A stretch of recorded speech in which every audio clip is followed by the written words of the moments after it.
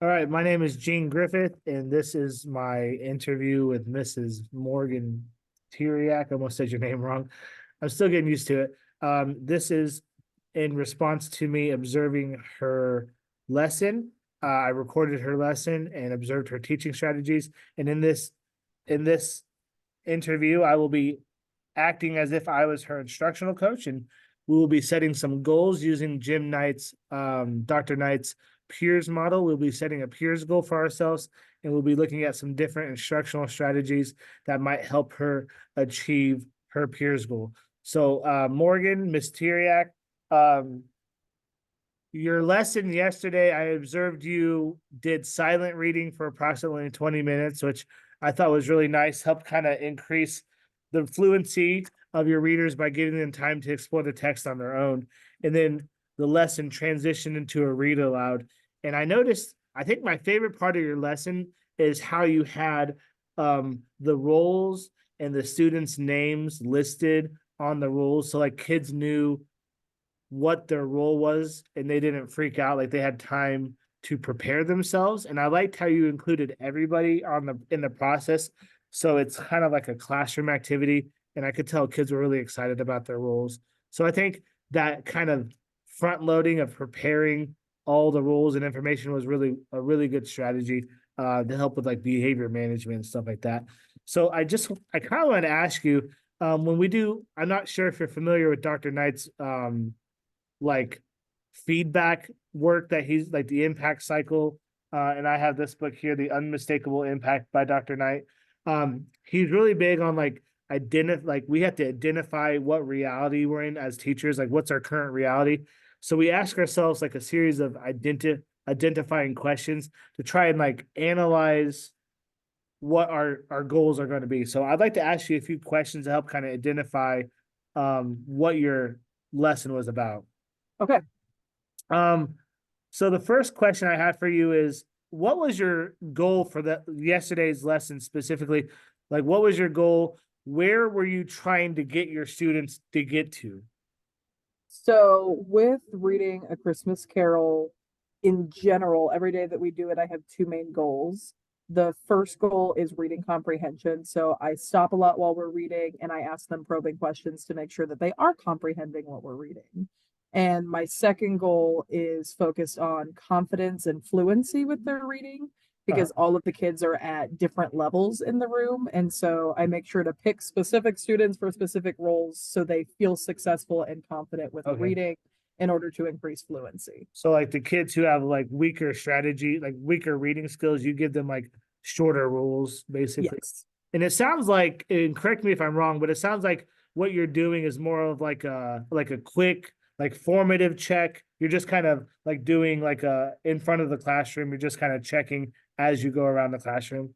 Yes, it's pretty informal. I'll ask them a question at large to the group, and I mostly look for the faces of the kids in the room to make sure that they're understanding. Occasionally, if I have a kid who very clearly is not getting it, is not following along, I'll ask them to make sure that they are comprehending what we're reading, just in case they don't, based on how they are acting. So your goals are kind of I think I heard you say increasing comprehension and Mhm. confidence. And I think you might have mentioned fluency as well. So since you're using informal strategies, how much you measure the growth towards this goal? I am pretty bad about data collection as an ELA teacher. Math related things are not as much my forte, and data collection I is understand.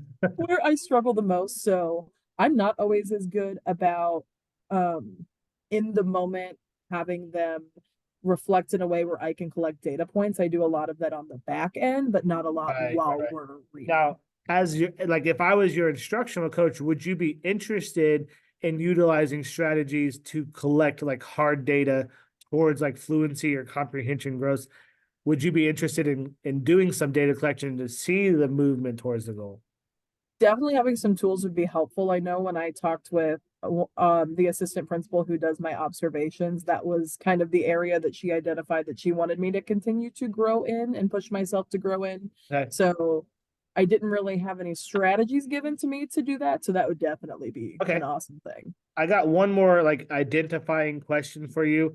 And that is, what strategies are you using now? I know you mentioned like the proximity, like you go around the like struggling readers, but I didn't know if you could explore any other strategies you're using now, or are there any other strategies that maybe you heard of that you would be interested in using to collect this data? So, like you mentioned, proximity is a big one while we're reading. I'll go and stand by kids who I can tell are struggling, or I'll make sure to ask them questions. Um, because sometimes kids have trouble following along and they're missing out on the important things that they need to comprehend what we're reading. And I'd say my other number one biggest thing right now, we're reading this in mid to late November, and I've tried my best to, since August, build really great classroom Mhm. relationships so they feel safe and comfortable with me and their peers to read Right. in front of others. Because if you get to the seventh grade and you don't know how to read well, that's scary to read in front of Right. your So like peers. the relationship building with the teacher helps to build the confidence to try new things in the classroom. Exactly. Okay.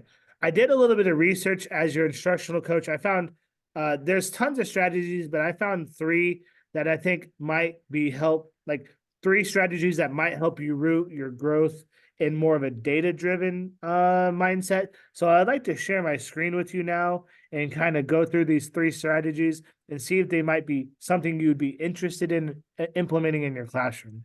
For sure. So I'm going to share, I haven't done this in a long time because okay. So the first strategy I found really interesting. I found this on um, Prodigy's website, which I always thought Prodigy was like a math website, but I guess they have an ELA department as well. So I was actually pretty excited to see this. They have a strategy called reciprocal teaching, and it's basically like the teacher is essentially trying to put the comprehension aspect back on the student. Like, you're engaging your student in questionings like, before we read this chapter, predict what you think is going to happen to Scrooge. Like he's seen two ghosts already. He's going to see a third ghost, right? What do you think is going to happen? So maybe you can engage students in like predicting questions to try and get them to think about the text a little bit deeper. And then as they read through the chapter, you might engage them in some like what if type questions. Like right here, you can see clarifying questions. Maybe you ask them like, you know, how did the ghost of Christmas present affect Scrooge differently than the Ghost of Christmas Past? Like, and then kids really have to think about like, okay, the present showed him, this, and the past ghost showed him that. So they're kind of thinking about the text maybe from a different perspective. So maybe some clarifying questions. And then, of course, summarizing at the end of a chapter or at the end of the book total, like what's the moral of the story? Like, what's Charles Dickens like major theme here in this book? I was thinking about like, the data collection aspect. I thought maybe we could work this up into a possible like exit ticket, possibly, if that would be, Right. because I wouldn't want to like dictate like 20 minutes of your class to this. Like I want it to be like a quick formative, like here's like a Google form. Log into your Right. Google form after the chapter, answer a few questions. The bell rings. I'll see you later. And that way, like you can go back into your Google form later. It I like it because it generates all the data automatically for you. So is this something that sounds pretty interesting to you? Like reciprocal? I do really like the sound of all the steps that go into it, and that it's a pretty easy way to collect data without it making too much of a chore for me to Oh do. yeah, and here in a second, I'll kind of explain to you what the peers model, like the Dr. Knight's peers model of creating goals. One of the steps literally is easy, meaning like, is your goal accessible? Like, is it not like convoluted and difficult to achieve? And as you mentioned, yeah, reciprocal teaching, very easy strategy, but it's also very powerful as well. So I want to show you two more, and maybe you can weigh the options and see if you like the other two better. Okay. I also like, let me find my cursor here. Not to move the tray is in the way. I also like this strategy. I found this on the Iowa Reading Research Center, which is a great resource. It comes from Iowa University, I believe. They have a whole page for teacher resources. And this one's called Higher Order Questions Checklist. And this is, once again, I think it's another quick strategy that you could use in your classroom that hopefully wouldn't dictate too much of your classroom time. but kids generating their own questions about the text. Like, Okay. what if Scrooge and Bob Cratchit switch places? Like, would there be like would how would that change Scrooge's demeanor? So like kids start to develop questions on their own, and then they do this checklist to see are these actual higher order thinking questions. So like the first one says, does is my question longer than a few words or phrases? Like, is it not just a one word phrase? Um, is my question not just have one right answer? Like, is it kind of ambiguous? So these kind of get the kids to open up like their mindset about how we interact with text. It doesn't have to be just a Googleable like answer that they can just Google and find the answers. Like they have to actually think about it. So a quick little checklist. And you can engage them maybe with some like sentence stems of how to write higher level questions. I did Acosta's levels in my homeroom. And I gave them some resources I could share with you, like how to write Costa's style questions. And Okay. surprisingly, the class did really well. Like they started writing higher order questions like immediately. So these are all resources I could share with you. The final one that I really thought you might enjoy is once again, it's from Iowa Reading Center. It's called Oral Reading Fluency. And this is like another kind of checklist, but it's really about student agency. Like, are they utilizing, like, are they, to me, like education, they have to be like the driver of the car. Like, don't be like a Right. passive passenger. So they're supposed to pick two goals from these two lists. Like, one goal to focus on could be a positive behavior, or both of your goals could be reading strategy. So let's say a kid wants to do like right here, tracking the text with my finger. Even in college, sometimes I still do this strategy. So maybe a kid like Bob wants to use this as one of his goals for today's reading assignment. And let's do uh asking a partner for help if I cannot identify a word. Okay. So like the three rule, ask three other kids before the teacher. Right. Maybe Bob in this scenario is going to focus on reading with his finger and asking a partner for a word clarification. So after Bob, after he reads his chapter today, he's going to scroll down here and he's going to have a little reflection piece here. He's going to ask himself, was I successful today in his two goals that he selected? Why or why not? Short little reflection. And then next time I will work on blank. So this kind of puts the ownership back into the students, like he's driving the car. Like, what are you doing to address your reading skills? So um I've been talking a lot here. I want to give you a moment to kind of process out of the three reciprocal and higher order thinking questions or oral fluency. Are any of these something that you could like realistically see yourself using in class? I feel like of the three, I like the reciprocal teaching the best because not only does it give me data points, it also helps me to reflect on comprehension as well. Okay. And that might leave me more time to focus on the fluency and confidence elements I'm gonna that try and we oh sorry, go do. ahead. No, you're fine. I'm gonna try and find like an infographic to show you. Am I still sharing my screen with you, right? Yes. Okay. So are you familiar with, I know you told me earlier you have your master's from Truman State. Have you guys ever done any work with Jim Knight? Not that I can remember. No. Okay. So I guess he's a pretty leading researcher in like coaching and like the whole coaching and teacher relationship. And he developed like his own goal system called Peers Goals, which is very similar to SMART goals.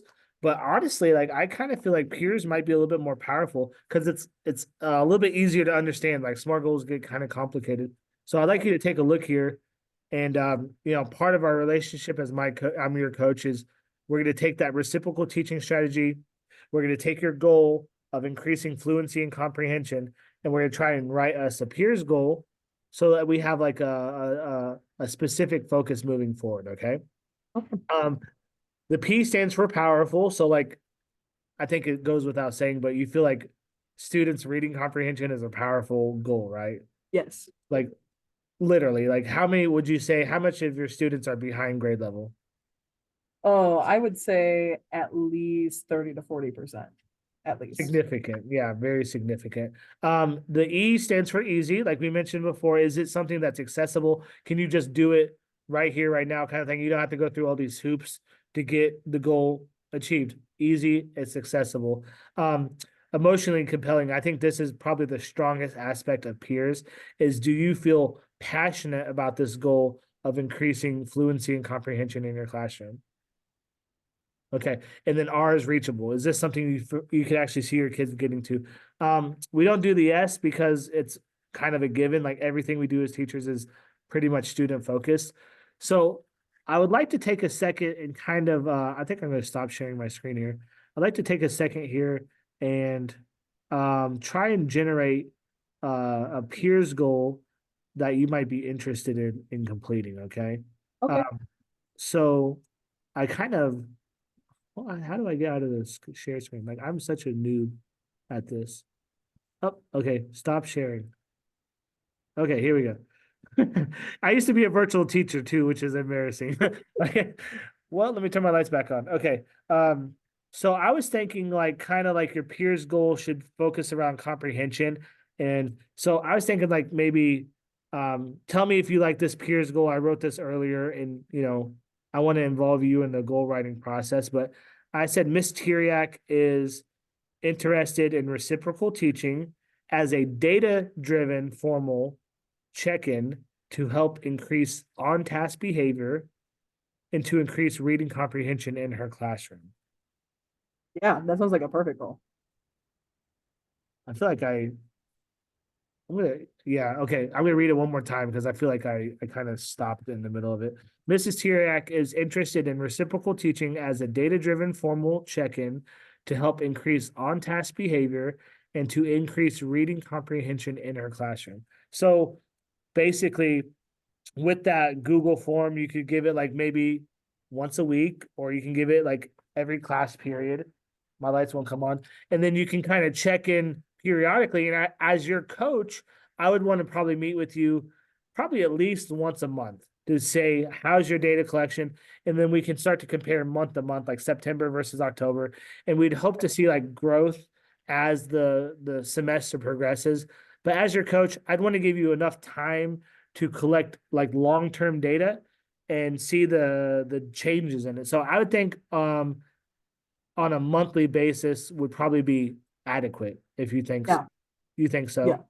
Okay. So I would plan to do some follow-up observations, and I would go as far to offer to model the reciprocal teaching for you, because I have done that in my classroom, and here in social studies we do a lot of predicting and we do a lot of clarifying questions. So I could model that for you and then observe you modeling it after I kind of showed you. But obviously in this simulation that it's not possible. But that would be kind of the next step, is like I model for you, you take notes, I re-observe you, give feedback, and then in a month we would kind of collect data and see where we're at and move from there. So any questions for me? That I can think of. All right. Well, I want to thank you for taking your time to help me um, in this coaching assignment. And I appreciate your work, and I'll see you later. Okay. Okay, thank you. Thank you. Goodbye. Bye.